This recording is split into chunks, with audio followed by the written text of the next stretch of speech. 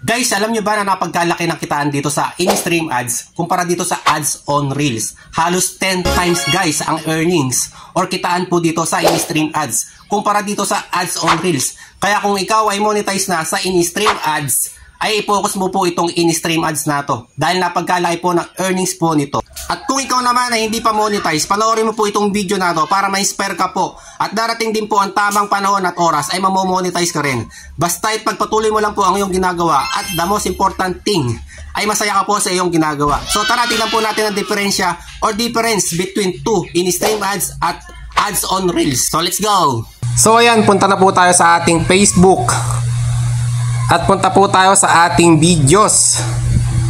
Ayan, at ito po pala ang ating long form videos na in-upload kahapon. Ito, click po natin. At nag-consume po siya ng 3 minutes and 19 seconds. Ito po yung long form videos natin sa in-stream ads.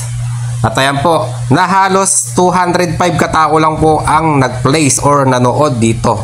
So, ikukumpara po natin siya dito sa 2.4K katao na nanood or plays na tinatawag. Ito po ang ating ads on Reels na 8 seconds lang. Ayan, 8 seconds lang po. Ayan. Tinatawag po dito ay short form videos kapag ads on Reels. So, tingnan na po natin ang diferensya po sa kitaan po, mga idol loads, at na-discover po natin to. So, punta po tayo sa dashboard. At ayan, punta po tayo sa taas at click po natin monetization. Ayan. Nandito na nga po pala tayo. Punta po tayo dito sa in-stream ads. At tignan po natin dito ang ating video na tignan kanina, si All.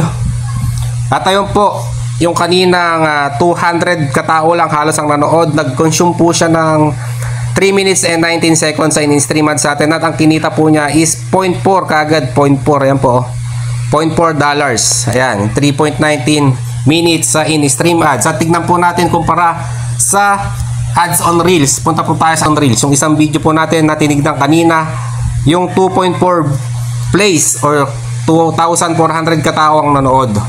Ayan po siya, ayan po.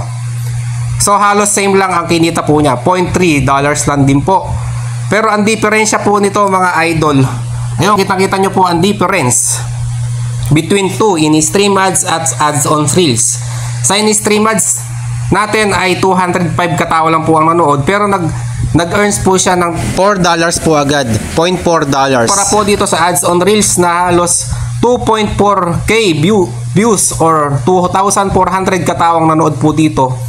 Pero ang earnings lang po niya is 0.3, halos same dito sa 205 katao na nanood. So yun, napagkalaki ng diferensya mga idol, di ba? At ayun, kung ikaw ay monetize na dito sa in-stream ads at kung gusto mong kumita na mas malaki, mas mag-focus ka dito sa in-stream ads kumpara sa ads on Reels. At kung may natutunan po kayo sa video na to, wag niyo pong kakalimutan ibahagi po sa iba o i-share para po may matutunan ang mga baguhan po nating content creator na nagsisimula pa lamang po. At sana po, wag niyo po sanang kalimutan i-follow po o write na po sa atin to. At ang inyong lingkod, Papa Beng TV. Bye-bye!